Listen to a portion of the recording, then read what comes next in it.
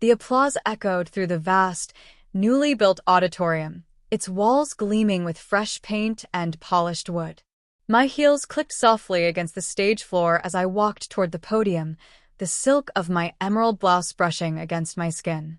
The name carved into the bronze plaque near the entrance shimmered under the spotlights, the Emily Carter Auditorium. I took a slow breath, feeling the weight of the moment settle over me. Outside, the school looked exactly the same, red brick, tall windows, the flag swaying in the summer breeze. Inside, it smelled faintly of chalk and floor polish, just like it did when I was 17. Only this time, I wasn't a trembling teenager clutching a notebook. I was the guest of honor. Somewhere in the crowd sat her, Mrs. Davenport, my former English teacher, the woman who once told me, with a smile that cut deeper than any insult, that I'd never be successful. She probably didn't remember the sting of her words, but I did. Every syllable. The principal's voice over the mic pulled me back. And now, it is my honor to welcome Emily Carter. As I stepped up to speak, my phone buzzed quietly in my pocket, a text from a number I hadn't seen in years. For words, we need to talk. I was 17, sitting in the back row of Mrs. Davenport's English class, my knees pressed tightly together under the desk. My notebook, the cheap spiral-bound kind from the corner store, was open to a page covered in my messy, looping handwriting. Stories, dreams, fragments of a future I didn't dare speak out loud. That day, Mrs. Davenport was pacing in front of the chalkboard, going over college application essays. When she called on me to read mine, my palms went slick. I stood, heart hammering, and read a piece about wanting to start my own media company one day, a place where women's voices could be heard without filters. The silence afterward was sharp. Then she smiled, but not the warm kind. "Emily," she said, her voice light but dripping with finality, "maybe you should aim for something more realistic. Not everyone is cut out for big success. Some people just don't have the spark." The class chuckled. I sat down, cheeks burning, my pen trembling in my hand. I wanted to disappear. That afternoon, I went straight to my grandmother's house. She was the only person who never looked at me like I was foolish. I sat at her kitchen table, fighting back tears as she poured tea into mismatched cups. "Don't you let anyone decide your worth, Emily," she said, her voice soft but fierce.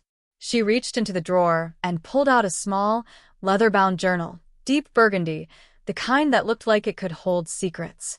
"Write your dreams here. Every single one. And when they tell you it can't be done, prove them wrong." I ran my fingertips over the cover, the leather warm from her hands. In that moment, something inside me hardened. I didn't know how I'd do it, or how long it would take, but I knew one thing for sure. Mrs. Davenport was wrong about me. 2 months later, I applied to an internship program in New York City, unpaid, barely enough to cover bus fare, but it was a start. When the acceptance letter came, I didn't tell anyone except my grandmother. She hugged me tight and slipped a $20 bill into the journal. "Your first investment," she whispered. That night, under the dim light of my bedroom lamp, I wrote the first page. One day, they'll know my name. New York City smelled like ambition, hot pretzels, exhaust fumes, and possibility. The internship barely paid for my commute from the cramped apartment I shared with 3 strangers in Queens, but I didn't care. Each morning, I clutched my grandmother's burgundy journal in my bag, as if it were armor. The media startup I worked for was tiny, just a converted loft with exposed brick and an espresso machine that sounded like it might explode. My job? Everything. Fetching coffee, editing video clips, answering phones, even sweeping the floor when clients came in. But I watched. I listened. I learned. There were nights I didn't get home until past midnight, my fingers aching from typing, my eyes burning from staring at a screen for 16 hours. More than once, I stood on the subway platform wondering if I'd made a mistake, if Mrs. Davenport was right after all. But then I'd open my journal, see the messy ink of my 17-year-old self, and remember why I started. 2 months into the internship, I met her, Allison Grant. She was a senior producer with a voice that could command a room and a laugh that made people lean closer. She took one look at me fumbling with a camera tripod and said, You're not here to get coffee, are you? You've got that look, the one that means you've got something to say. Allison became my mentor. She showed me how to pitch stories, negotiate contracts, and navigate the ruthless pace of media work. She also taught me the art of strategic silence, how sometimes the most powerful thing you can do is not reveal your hand too soon. My first real break came when Allison trusted me to produce a short video segment. I poured everything into it: interviews, editing, voiceover work. When it aired, the client called personally to say it was the best piece they'd ever had. That one project led to another and another. Within 3 years, I had my own small production company. It wasn't glamorous at first: a single desk in a co-working space, secondhand equipment, and a budget so thin it felt like paper. But word spread. A local brand hired me, then a national nonprofit, then a major tech company. Each time, I reinvested: better gear, better people, bigger projects. Through it all, I kept my personal life quiet. On social media, I posted only sunsets, coffee cups, and the occasional vague, busy day caption. I didn't want my old classmates or Mrs. Davenport to know a thing until I was untouchable. The day I signed a $1 million contract with a Fortune 500 client, I didn't celebrate publicly. I simply went home, poured a glass of wine, and wrote in my journal, "It's starting." By the time I turned 30, my company had offices in 3 states, a staff of 20, and clients around the globe. And still, no one back home had any idea. Until the phone call came. The school board wanted to honor me. They'd built a brand new auditorium and wanted to name it after one of their most successful alumni. I said yes, but I didn't tell them about the irony. That part, I decided I'd save for the day I stood on that stage. The day of the ceremony, the air outside Lincoln High was thick with late summer heat. I arrived in a tailored navy dress and nude heels, my hair pinned back in a low, polished twist. The building looked the same as it had 13 years ago: the cracked walkway, the smell of freshly cut grass, the faint buzz of fluorescent lights inside. The principal met me at the front doors with a wide grin and a handshake. "Emily, we are so proud to have you back," he said, guiding me toward the auditorium. "It's quite something, isn't it?" It was. Gleaming rows of plush red seats, a stage big enough for a full orchestra, light streaming through high windows. And there, to the right of the main doors, mounted on the wall, a bronze plaque that read, "The Emily Carter Auditorium, dedicated to inspiring future generations." I ran my fingers over the cool metal. "It's beautiful," I murmured, meaning both the plaque and the irony of the moment. I spotted her before she saw me. Mrs. Davenport was seated in the 3rd row, wearing a pale blue suit, her hair shorter now, streaked with silver. She was speaking to another teacher, smiling politely. My stomach tightened, but not with fear, with control. The principal's voice boomed over the microphone. "Please join me in welcoming our distinguished guest, alumna, and inspiration to countless students, Emily Carter." Applause filled the room as I walked onto the stage. The podium felt solid beneath my hands. I took a slow breath, looking out at the audience: parents, students, staff. And Mrs. Davenport, watching me with the faint curiosity of someone trying to place a face from long ago. "Thank you," I began, my voice steady. "It's surreal to be standing here. I sat in these same seats once.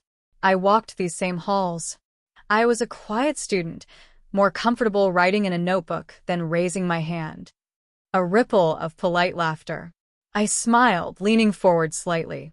Back then, I had big dreams. I wrote about them in an essay for my English class. Dreams of starting my own media company, of building something that would make a difference. I paused. My teacher at the time, a woman I looked up to, told me those dreams were unrealistic, that not everyone is cut out for success. The room shifted. A murmur rolled through the crowd.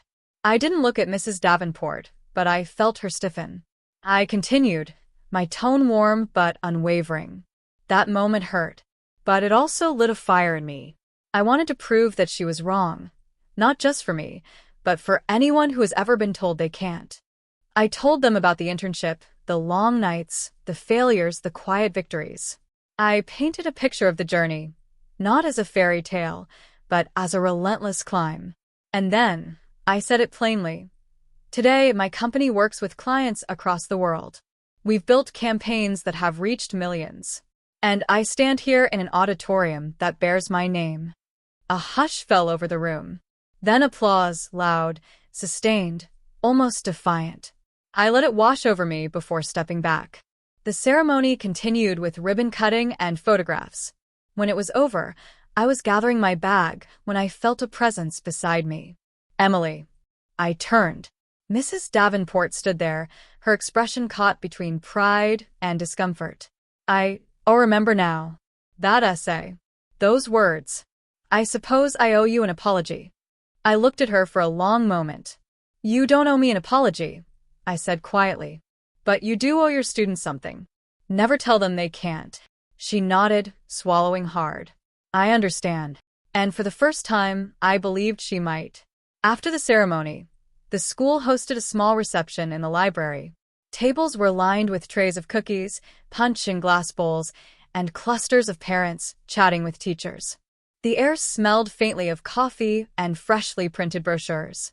Mrs. Davenport found me again, this time without the hum of the crowd masking the weight between us. I've thought about that day a lot, she said, holding a paper cup of coffee. I told myself I was just trying to protect you from disappointment, but maybe I was protecting myself from my own regrets.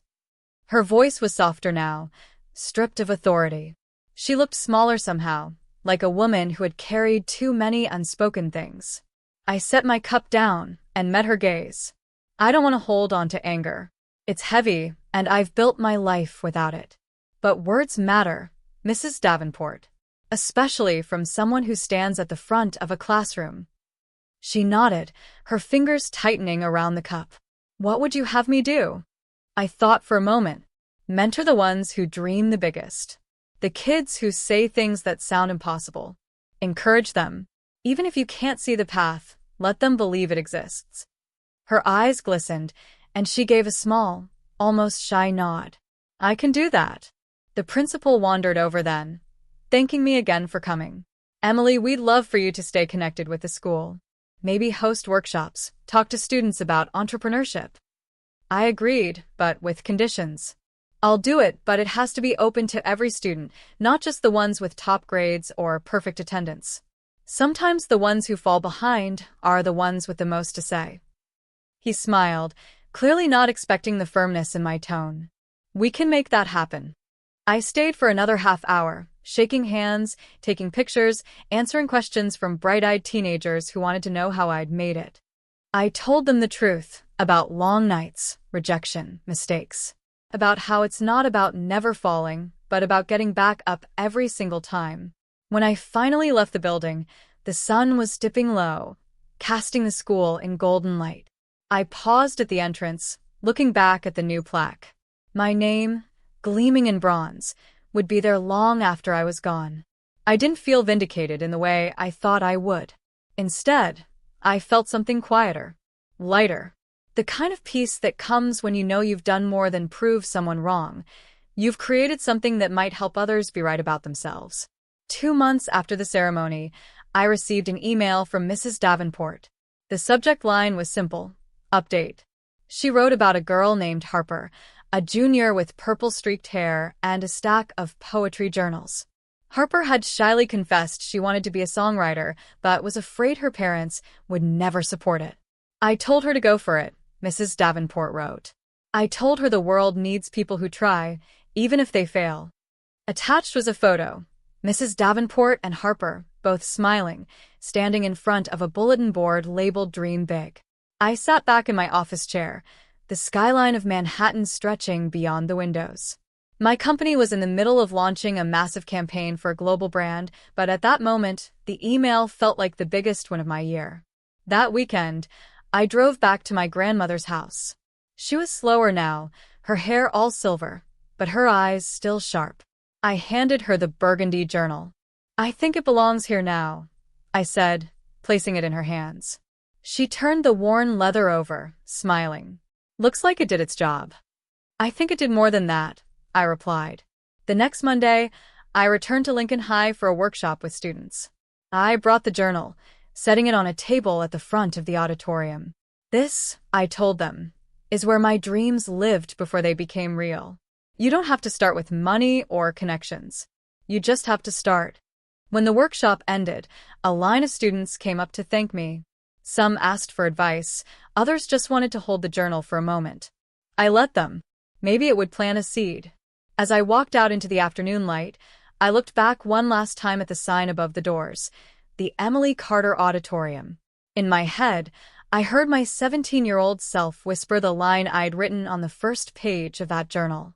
But this time, I said it out loud, a smile tugging at my lips. One day, they'll know my name.